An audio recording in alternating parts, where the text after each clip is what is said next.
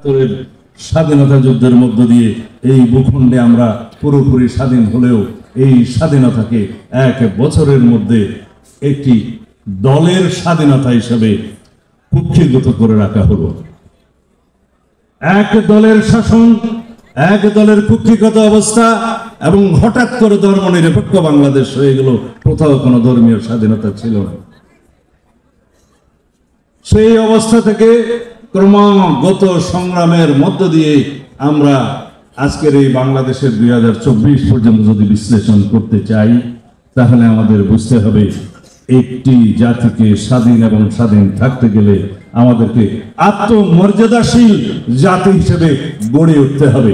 কোনোদিন আত্মমর্যাদাশীল জাতি, যে জাতির প্রত্যেকটা মানুষ স্বাধীনতার চেতনা বোধ করে, সেই জাতিকে কখনো দমিয়ে রাখা যায় না, সেই জাতিকে কখনো পরাধীনও করা যায় না।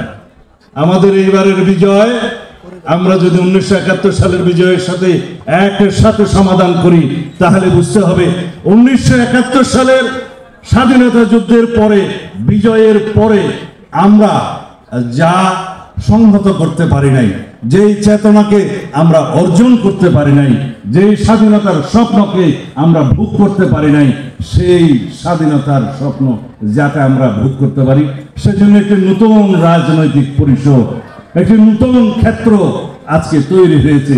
সেই রাজনৈতিক ক্ষেত্র তৈরি করতে গিয়ে আজকে 2024 সনের এই আন্দোলনে আমাদেরকে নতুন করে 2000-এরও বেশি প্রাণ বিসর্জন দিতে হয়েছে। আমাদেরকে আহত হতে হয়েছে, পঙ্গুত্ব বরণ করতে হয়েছে প্রায় 20 থেকে 22 হাজার মানুষের।